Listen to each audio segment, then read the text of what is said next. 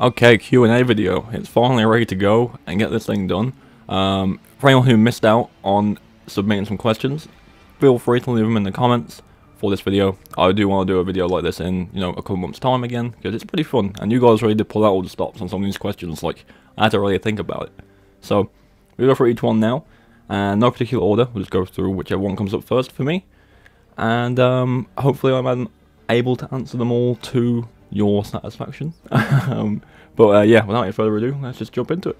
So first up, from Lucky Menace, what do you enjoy about the Resident Evil community? Now, I think for me, what I enjoy most about the whole overall community is a lot of the hype and love for the characters in the series. Everywhere you go, when you see people talking about Resident Evil, they have such love for certain characters, whether it's people who have been there from the beginning, like Chris and Jill, Leon, or even new characters like Dimitrescu and Ethan. It's also good to see, and that's not even for characters, that's for certain games, because everyone has different opinions on what games they consider the best or the worst, and it's good to see people who share those opinions with others, or even disagree, but politely kind of have a discussion about it, and that's good to see, because I don't like seeing people kind of say, for example, oh, Resident Evil 5 is my favourite game, and then someone goes, oh, what the fuck, why is that one your favourite game? It sucks. Even though to them it sucks, but to the person who likes it, it doesn't. That's never nice to see. So I think the most of the community, I would say a good 80%, is very polite, very kind of respectful of people's opinions and stuff like that, and it's just good to see, man. Next up, we have a question from someone who's pretty active on the channel called Dusan. I hope I pronounced that right. He says, or they say, considering that you are playing through all the hard modes in Resident Evil, which I am currently, which game's hard mode did I feel was the hardest, and which one was the easiest? And he also adds a little note saying that Dimitrescu is the best, which is fair enough. I think we all know, if we've seen him in comments, that he's a big fan of the character, which is completely fair. But yeah, okay. So which one do I think is the hardest? Now, for me, personally, I would probably say, honestly, Madhouse gave me the most issues. I mentioned this in a video a few days ago. Madhouse is probably the mode. If there was ever going to be a hard mode in Resident Evil, that's what it should be like. It changes the whole game, mostly. Limited saves, completely reorganizing where items are in the map, changing encounters, adding more enemies, presenting new enemies at new points rather than their original points, and the bosses are difficult but manageable. I would say, yeah, definitely Madhouse is probably the hardest. I streamed it for the first time last month, and that was the first time I ever beat it, because I've been putting it off for a time when I could do a stream of it, and it was a lot of fun. It was very frustrating at times, but we did it, and it was a great experience, and it felt really accomplishing to do it. In terms of easiest, for me, again, personal preference, it's a tie between Village of Shadows and Real Survivor in Resident Evil 1. Now, Real Survivor in Resident Evil 1, the only real difference between that and hard is that the iron boxes are no longer connected, but that portion of difficulty kind of disappears if you already know what you need to do, and what you need and what you don't need. You can get through the entire game without even opening one, if you know what you're doing. And that whole aspect of the mode kind of disappears. And obviously, that kind of mode, you probably want to play it after multiple runs, and if you've done enough runs, you'll know what you need and what you don't need, and you can ignore it instead of just putting it in your inventory for no reason. So that probably is the reason why that's probably the easiest. On the other hand, Village of Shadows, I mentioned it in a few days ago, it's just not hard. They don't add it doesn't change enough to the game. If you've done it, if you've beat the game 3-4 times, which by this point you probably have, you have way more than enough ammo and materials to make healing and bullets. And, the only issue with the Village of Shadows is the bosses are a bit spongy, but other than that, like I said, because you have so much ammo, it's not an issue. So yeah, I would say those two are probably the easiest, and Madhouse is probably the hardest, in my opinion. Next up, a question from Cassandra Dimitrescu. Oh wow, the actual woman herself is here. Who's your favourite Resident Evil character, and who's my least favourite Resident Evil character? Now, this one's tough. This one took me some time to really think about, but my favourite Resident Evil character is a three-way tie. I could never settle on who it was. It's between Jill, Leon, and Ethan. honestly. Jill, as you know, she's been there since the very beginning, and is very absent right now, but I prefer her over Chris. I would say, you know, over the course of the series, the character's been through a lot, especially with 5. If you know the backstory of 5 and what happened to her, then you'll know it's a bit more extreme. And she's a badass, dude. She's badass, she's funny. And, you know, she's just cool. But Leon, I think, with Leon and Ethan, it's a bit more grounded, okay? And they both take 2 different directions. When you first see Leon, he's a first day police officer, right? First day on the job. And he's thrown into this massive outbreak that, you know, you wouldn't know what to do if you were in that situation. And he goes through it, he does what he's got to do, and he escapes, okay? And then, due to the events of that, you see his career and how he is personally change over time, to where he is at the end of 6. But, you know, seeing that character growth was really cool, and obviously playing him in 2, 4, and 6 was really cool. I really like the character. Bit of an edgelord at times, and a bit super cheesy at times, but, you know, I think that's part of the charm of his character.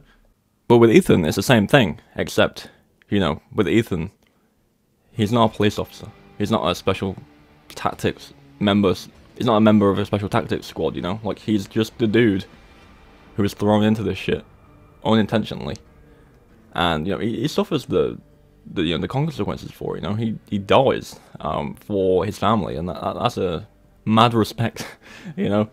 I think the character, overall, people didn't really like him in 7. I thought he was fine. I think that was the whole point of 7, was to not have him have too much of a backstory, because you were supposed to, you know, be him. But in 8, they really kind of went in on his character.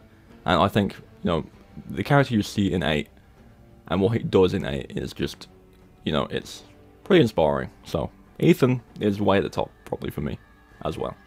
Least favourite character, it's gotta be Ashley, honestly. Like, that game. I like Resident Evil 4, okay? I really, really do. I think it's really good, but fuck me. The annoyance of that character in that game. Not a fan. I don't want to hear her screaming Leon at the top of her voice every 2 seconds, or saying, help me, every 2 seconds. It's annoying. The character, doesn't really do anything. It's just the president's daughter. You know, she doesn't really kind of do anything for the game.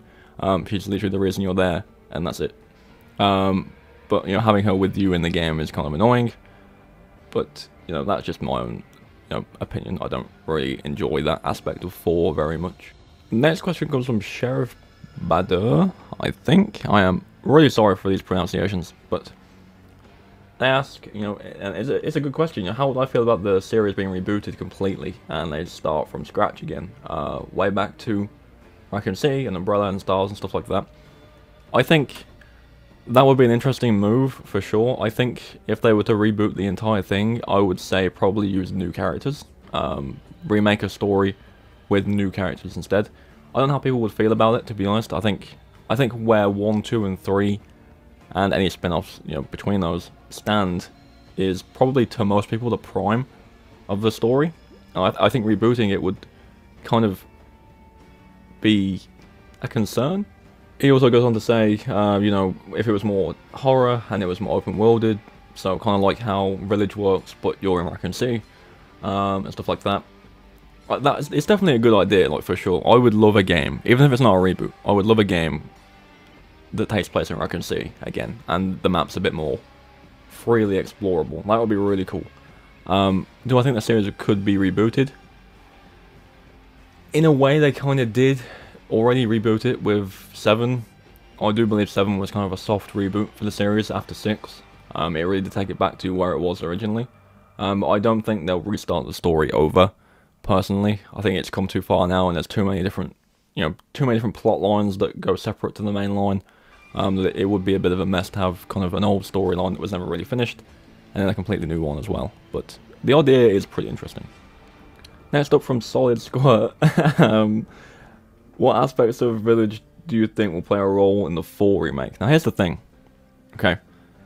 Village is very reminiscent of 4. Like, there's a lot of things that are in 4 already that are clearly taken from it and put into Village. You know, there's a lot of characters, a lot of set pieces that are very similar.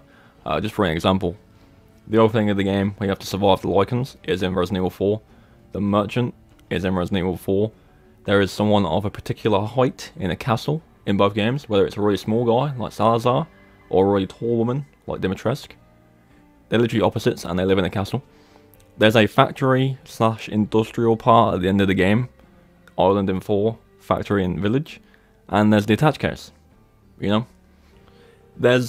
The game has a lot more similarities than you think when you really think about it, and I feel like saying what aspects of Village will play a role in 4 is kind of saying what aspects of 4 will be in 4. You know what I mean? Like, I'm not digging at Village by saying that. I think taking inspiration from 4 is a good way to go, because 4 is good, 4 plays really well. But there won't be any aspects from Village in the 4 remake, it will just be more 4. Do you know what I mean? Does that make sense? One thing I would say, and this is what people have been saying for a while, and it's rumoured to be a thing, is that 4 Remake will have the option to play in first or third person. But that's as far as it really goes, I think, with anything from Village directly. But we'll have to wait and see, honestly. But 4 Remake will be a lot more like 4 than it will be like Village. That's just because of the influence that 4 had on Village. What should the best Resident Evil game look like for me? And that is by Wasim. I think that's the name. I am really sorry for this, by the way. The best Resident Evil game for me is very reminiscent to the first game and Resident Evil 7. I like the confined spaces and the puzzles and the limited inventory and limited saves and the difficulty behind it. Like, that is what I play these games for. Do I like Village and 4 and 5 and 6? Absolutely. But I would rather play a game like 1, 2, 3 and 7. I just prefer how those games play to the more action focused games. So my ideal Resident Evil game would be the definite focus on the survival horror with the limited inventory space, limited weapons and stuff like that. Maybe take it back to third person, because I like first person, but it would be cool to have another game in third. That's just me. I don't really mind the perspective, to be honest. But, you know, give me a proper, down-to-earth, grounded, terrifying game that maybe introduces some new enemies in the style of Resident Evil 1 or 7, because that is why I play Resident Evil. It's supposed to be a horror game. Above anything else, it's a horror game. And those games, like I mentioned, 1, 2, 3, and 7, really capture that. So I would love another game in that style, personally. Next up from Walker Dead, who is a pretty prominent subscriber of the channel, so thank you for the question. Says, do you think Capcom should bring back Moira Byrne or Carlos for a Resident Evil Revelations 3 game at some point in the future? Both those characters probably do need to come back at some point. Do I think they'll be in the game together? Probably not. They're quite far apart in terms of timelines, so the ages, they don't really link up at all. You know what I mean? Like, it doesn't really make sense for them to ever meet. I think Carlos deserves a return to the series more than Moira does, personally.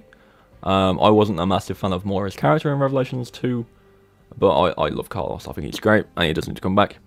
Revelations 3, I heard rumours of Revelations 3, and it was supposed to feature Rebecca and Leon. I do not know if that's 100% fact, but to answer the question in a bit more of an open terms, do I think that these characters should return in the future in any game? Probably. I would say probably. But the whole returning characters thing and new characters thing is a whole other video I want to make soon. So we'll talk about more about that there, I think. But these characters should definitely turn up at some point, whether it's in games, animation, or whatever it may be. They need to bring them back at some point. And then, finally, the GOAT with his really funny question, I'll have to say. When are you going to upgrade your PC so we can run through Night Terror? This is something I've been saying I've wanted to do for a while, and I spoke to him in Discord about it.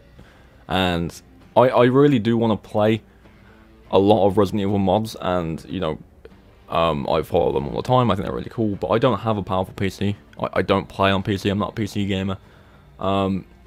At some point in the future, I absolutely want to play a lot of mods for the games, because there's so many cool ones out there that I want to cover. But I just can't right now. But I will hold you to that, and one day I will say, dude, guess what? I have a really good PC now, let's jump on and play it. Because that's going to happen at some point. Trust me. And that's it, that's all of them. We went through all of them. I think I didn't miss a single one. I'm really sorry if I did, but I'm pretty sure I have them all. Again, like I said, you know, any more you guys want to ask me, anyone who missed the post on YouTube and the post in Discord, do, you know, just leave a comment in this video of a question you may want to see answered, and I will get to it as soon as possible. And again, you guys really pulled out all the stops for these ones, I must say. Like, I was stumped at some of these, but hopefully I answered them, you know, as best I could, and hopefully, you know, you got a good answer from me. But yeah, I want to do videos like this again in the future. I probably want to do one of these every few months. So again, you know, any questions come to mind, anything like that, do let me know. But yeah, thank you all for watching. I hope you enjoyed. I hope you all had a satisfying answer. And I'll catch you all tomorrow for a brand new video.